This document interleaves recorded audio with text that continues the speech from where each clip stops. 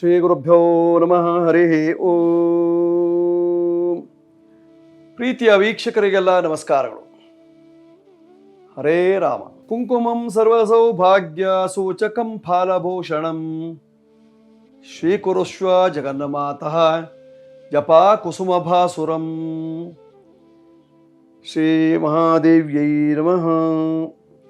ಆತ್ಮೀಯರೇ, ನಾವು ಇವತ್ತಿನ ದಿವಸ ಕುಂಕುಮದ ವಿಶೇಷತೆಯನ್ನು ನಾವು ತಿಳಿದುಕೊಳ್ತಾ ಇದ್ದೇವೆ. ಕುಂಕುಮ ಯಾರಿಗೆ ಗೊತ್ತಿಲ್ಲ ಹೇಳಿ? ಪ್ರತಿಯೊಬ್ಬರಿಗೂ ಸಹಿತವಾಗಿ ಅರಿಶಿನ ಮತ್ತು ಕುಂಕುಮದ ಬಗ್ಗೆ ಗೊತ್ತೇ ಇರ್ತದೆ. ಕುಂಕುಮ ಅತ್ಯಂತ ಶೋಭಾಯಮಾನವಾಗಿ ಕಾಡುವಂತಹದ್ದು.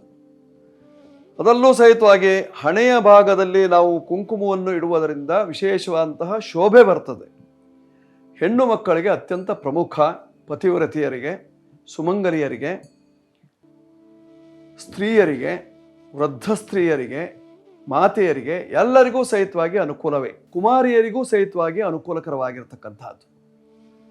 ಒಟ್ಟಾರೆ ಈ ಕುಂಕುಮದ ಮಹತ್ವ ಬಹಳಷ್ಟು ಇರತಕ್ಕಂಥದ್ದು. ಅದರ ತಯಾರಿಯೇ ಬಹಳ ಅದ್ಭುತವಾಗಿರ್ತಕ್ಕಂಥದ್ದು. ಅರಶಿನ ಕುಂಕುಮ ಅಂತ ಹೇಳ್ತೇವೆ ನಾವು. ಅರಶಿನದಿಂದ ಕುಂಕುಮ, ಅರಶಿನದ ಗೆಡ್ಡೆಗಳನ್ನು ತೆಗೆದು ಅದನ್ನು ತುರಿದು ಅದನ್ನು ಒಣಗಿಸಿ, ತಂಪಾದ ಜಾಗದಲ್ಲಿ ಒಣಗಿಸಿ, ಅದಕ್ಕೆ ನಿಂಬೆ ಹುಳಿ, ಪಟಕ ಇತ್ಯಾದಿಗಳನ್ನೆಲ್ಲ ಸೇರಿಸಿ ಮಾಡಿದಾಗ ಅದು ಶುದ್ಧವಾದಂತಹ ಕುಂಕುಮವಾಗ್ತದೆ. ಕೈಯಲ್ಲಿ ಸ್ಪರ್ಶ ಮಾಡಿದರೂ ಸಹಿತವಾಗಿ ಕೈಗೆ ಅಂಟಲ್ಲ, ಅಷ್ಟು ಶುದ್ಧವಾಗಿರ್ತದೆ. ಅಷ್ಟು ಶುದ್ಧವಾಗಿರತಕ್ಕಂತಹ ಶೋಭಾಯಮಾನವಾಗಿರ್ತಕ್ಕಂತಹ ಕುಂಕುಮವನ್ನು ನಾವು ನಮ್ಮ ಹಣೆಯ ಭಾಗದಲ್ಲಿ, ಇದಕ್ಕೆ ಪಟ್ಟಪ್ರದೇಶ ಅಂತ ಹೆಸರು, ಈ ಭಾಗದಲ್ಲಿ ಇಡುವುದರಿಂದ ಇದು ಆಜ್ಞಾಚಕ್ರ. ಈ ಆಜ್ಞಾಚಕ್ರದ ಭಾಗದಲ್ಲಿ ಅಥವಾ ಮೇಲ್ಭಾಗದಲ್ಲಿ ಬ್ರಹ್ಮನ ಗೌರವಾರ್ಥವಾಗಿ, ಮುಖದ ಸೌಂದರ್ಯಕ್ಕಾಗಿ, ಆಜ್ಞಾಚಕ್ರದ ವಿಶೇಷತೆಗಾಗಿ ನಾವು ಕುಂಕುಮವನ್ನು ಇಡುವುದರಿಂದ, ಹೆಣ್ಣು ಮಕ್ಕಳು ಕುಂಕುಮವನ್ನು ಧರಿಸುವುದರಿಂದ ನಮಗೆ ಆಪ್ಯಾಯವಾದಂತಹ ಫಲವನ್ನು ಕೊಡ್ತದೆ. ಎದುರಿಗೆ ಇರತಕ್ಕಂತಹ ವ್ಯಕ್ತಿಗಳು ನೋಡುವಾಗ ಗೌರವ ಮೂಡ್ತದೆ. ಹೌದಪ್ಪ ಅಮ್ಮನವರೇ ಅಂತ ಕರೀತಾರೆ, ಸುಂದರವಾಗಿ ಕಾಣ್ತೀರಿ ಅಂತ ಹೇಳ್ತಾರೆ, ಮುಖ ಶೋಭಾಯಮಾನವಾಗಿ ಕಾಣುತ್ತದೆ ಅಂತ ಹೇಳ್ತಾರೆ. ನಿಮ್ಮ ಮುಖಮಂಡಲವನ್ನು ನೋಡುವಾಗ ಸಾಕ್ಷಾತ್ ಗೌರಿ ದೇವಿಯನ್ನು ಕಂಡಂಗೆ ಕಾಣ್ತದೆ ಅಂತ ಹೇಳ್ತಾರೆ. ಲಕ್ಷ್ಮೀ ಕಳೆ ತುಂಬಿ ತುಳುಕ್ತಾ ಇದೆ ಅಂತ ಹೇಳ್ತಾರೆ. ಇದೆಲ್ಲವೂ ಇರಬೇಕು ಅಂತ ಆದರೆ ನಾವು ಹಣೆಗೆ ಕುಂಕುಮವನ್ನು ಇಡಬೇಕು. ಹಾಗಾದರೆ ಕುಂಕುಮವನ್ನು ಇಡುವಾಗ ಯಾವ ಬೆರಳಿನಲ್ಲಿ ಇಟ್ಟರೆ ಒಳ್ಳೆಯದು? ಒಂದೊಂದು ಬೆರಳುಗಳು ಒಂದೊಂದು ಅರ್ಥವನ್ನು ಕೊಡ್ತದೆ. ಹೀಗಿರುವಂತಹ ಸಂದರ್ಭದಲ್ಲಿ ನಾವು ವಿಶೇಷವಾಗಿ ಪವಿತ್ರ ಬೆರಳಿನಲ್ಲಿ ಇಟ್ಟರೆ ಬಹಳ ಅತ್ಯಂತ ಶುಭದಾಯಕವಾಗಿರ್ತಕ್ಕಂಥದ್ದು. ನೋಡಿ, ಇದಕ್ಕೆ ಚತುರ್ದಳ ಇದೆ, ಪಂಚವಾಳ ಅಂತ ಹೆಸರು. 5 ಇರ್ತದೆ, ಮಧ್ಯದಲ್ಲಿ ಒಂದಿರ್ತದೆ, ಆ ಮಧ್ಯದಲ್ಲಿ 4 ಸುತ್ತಲೂ ಇರ್ತದೆ. ಅದಕ್ಕೆ ಪಂಚವಾಳ, ದಳದ ಆಕೃತಿಯಲ್ಲಿ ಇರ್ತಕ್ಕಂಥದ್ದು.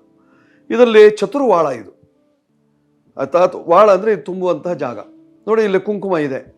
ಈ ಕುಂಕುಮವನ್ನು ನಾವು ಈ ಬೆರಳಿನಲ್ಲಿ ಏನಾದ್ರು ತೆಗೆದಿಟ್ವಿ, ಸೂರ್ಯನ ಬೆರಳಿನಲ್ಲಿ, ಆಜ್ಞಾಚಕ್ರದಲ್ಲಿಟ್ವಿ, ನಮಗೆ ಆರೋಗ್ಯ ಪ್ರಾಪ್ತಿ ಆಗ್ತದೆ.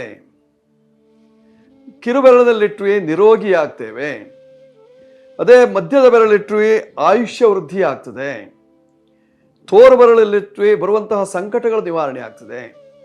ಲಕ್ಷ್ಮೀ ಬೆರಳಿನಲ್ಲಿ ಇಟ್ಟುಕೊಂಡ್ವಿ, ಆಗ ಲಕ್ಷ್ಮೀ ಪ್ರಾಪ್ತಿ ಆಗ್ತದೆ. ಈಗ ಒಂದೊಂದು ಬೆರಳಿನಲ್ಲಿ ಒಂದೊಂದು ಫಲವನ್ನು ಹೇಳಿದ್ದಾರೆ. ಆದರೆ ಯಾವ ಬೆರಳಿನಲ್ಲಿ ಇಟ್ಟಾಗ ನಮಗೆ ನಮ್ಮ ಜೀವನದಲ್ಲಿ ಸುಖ ಇರ್ತದೆ, ನೆಮ್ಮದಿ ಇರ್ತದೆ, ಆರೋಗ್ಯ ಇರ್ತದೆ, ಆಯುಷ್ಯ ಚೆನ್ನಾಗಿರ್ತದೆ? ಸಾಧಾರಣವಾಗಿ ಮಧ್ಯದ ಬೆರಳನ್ನು ನಾವು ಉಪಯೋಗಿಸಿಟ್ಟಾಗ ನಮಗೆ ಆಯುಷ್ಯ ವೃದ್ಧಿ, ಆರೋಗ್ಯ ವೃದ್ಧಿ. ಇದು ಶನಿಯ ಬೆರಳು, ಶನಿಗೆ ಹೇಳಿರ್ತಕ್ಕಂತಹ ಬೆರಳು. ಬಲಗೈ ಶ್ರೇಷ್ಠ. ಬಲಗೈಯಲ್ಲಿರ್ತಕ್ಕಂಥ ಈ ಮಧ್ಯದ ಬೆರಳಿನಲ್ಲಿ ನಾವು ಕುಂಕುಮವನ್ನಿಟ್ಟಾಗ ಸುಶೋಭಿತೆಯಾಗಿರ್ತಕ್ಕಂತಹ ಆ ವ್ಯಕ್ತಿ ಆಯುಷ್ಯ ವೃದ್ಧಿ, ಆರೋಗ್ಯ ವೃದ್ಧಿ, ಸಂಪತ್ತು ವೃದ್ಧಿ, ಜೊತೆಯಲ್ಲಿ ಇಡೀ ಮುಖಮಂಡಲಕ್ಕೆ ಶೋಭಾಯಮಾನವಾಗಿ ಕಾಣಿಸ್ತದೆ. ಆದ್ದರಿಂದ ವಿಶೇಷವಾಗಿ ಕುಂಕುಮವನ್ನು ಇಟ್ಟರೆ ಭಾಳ ಒಳ್ಳೆಯದಾಗಿರ್ತಕ್ಕಂಥದ್ದು. ಹಾಗಂತ ಇಡುವಾಗ ಹೀಗಿಡುವಂತಹ ಪದ್ಧತಿ ಇದೆ, ಅಥವಾ ಈ ರೀತಿಯಲ್ಲಿಡುವಂತಹ ಪದ್ಧತಿ ಇದೆ. ಸಾಧಾರಣವಾಗಿ ಈ ಬೆರಳನ್ನು ಉಪಯೋಗಿಸೋದಿಲ್ಲ. ಆದ್ದರಿಂದ ಇದು ಮುಖಕ್ಕೆ ಶೋಭೆಯನ್ನು ತರುವಂತಹ ಕುಂಕುಮವಾಗಿರ್ತಕ್ಕಂಥದ್ದು. ಕುಂಕುಮಂ ಸರ್ವ ಸೌಭಾಗ್ಯಂ, ಎಲ್ಲ ರೀತಿಯಂತಹ ಸೌಭಾಗ್ಯವನ್ನು ಒದಗಿಸಿಕೊಡ್ತದೆ ಈ ಕುಂಕುಮ. ಅದು ಫಾಲಭೂಷಣಂ, ಹಣೆಗೆ ಭೂಷಣವಂತೆ. ಕುಂಕುಮ ಸರ್ವ ಸೌಭಾಗ್ಯ ಸೂಚಕಂ ಫಾಲಭೂಷಣಂ ಸ್ವೀಕುರುಷ್ವ ಜಗನ್ಮಾತಃ. ಜಗನ್ಮಾತೆಗೆ ಅತ್ಯಂತ ಪ್ರಿಯವಾಗಿರ್ತಕ್ಕಂಥದ್ದು ಕುಂಕುಮ. ಆದ್ದರಿಂದಲೇ ದೇವಿಗೆ ಕುಂಕುಮಾರ್ಚನೆ ಅಂದರೆ ಅತ್ಯಂತ ಪ್ರಿಯ. ಬಿಂದು ಮಧ್ಯದಲ್ಲಿ, ಸಾಧಾರಣವಾಗಿ ಶ್ರೀಚಕ್ರದ ಬಿಂದು ಮಧ್ಯಭಾಗದಲ್ಲಿ ಕುಂಕುಮಾರ್ಚನೆಯನ್ನು ಮಾಡುವಂಥ ಪದ್ಧತಿ ಇರತಕ್ಕಂಥದ್ದು. ಮಾಡುವಾಗ ಮೃಗಿ ಮುದ್ರೆಯಲ್ಲಿ ಮಾಡ್ತಾರೆ. ಇದಕ್ಕೆ ಮೃಗಿ ಮುದ್ರೆ ಅಥವಾ ಚಿನ್ಮಯ ಮುದ್ರೆಯಲ್ಲಿ ಮಾಡುವಂಥ ಒಂದು ಪದ್ಧತಿ ಇರತಕ್ಕಂಥದ್ದು. ಇದನ್ನು ನಾವು ಮಾಡುವುದರಿಂದ ಸಕಲ ಸೌಭಾಗ್ಯವನ್ನು ಒದಗಿಸಿಕೊಡ್ತದೆ ಅಂತೆ.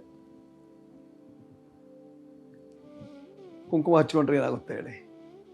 ಮುಖ ಸೌಂದರ್ಯವನ್ನು ಹೆಚ್ಚಿಸಿಕೊಳ್ಳಬಹುದೇ ವಿನಃ ಮುಖ ಸೌಂದರ್ಯವನ್ನು ಕೆಡಿಸಿಕೊಳ್ಳಲಿಕ್ಕೆ ಸಾಧ್ಯತೆ ಇಲ್ಲ. ನಾವು ಯಾವ್ಯಾವುದೋ ಬಣ್ಣ ಹಚ್ಚುತ್ತೇವೆ, ಆದರೆ ಕುಂಕುಮವನ್ನು ಹಚ್ಚುವುದರಿಂದ ಶೋಭಾಯಮಾನ ಅಲ್ವಾ? ಹಣೆಗೆ ಒಂದು ಬೊಟ್ಟು ಅಲ್ವಾ, ಅದು ಅತ್ಯಂತ ಶುಭದಾಯಕವಾಗಿರ್ತಕ್ಕಂಥದ್ದು.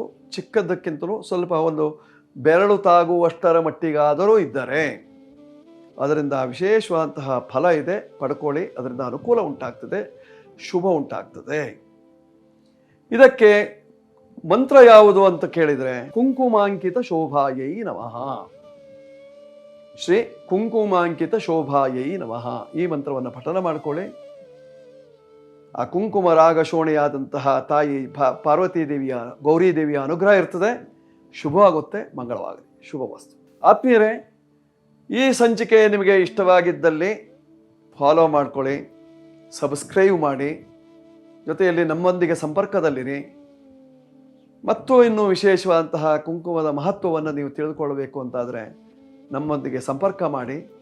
ಶುಭವಾಗುತ್ತೆ, ಮಂಗಳವಾಗಲಿ, ಶುಭವಸ್ತು.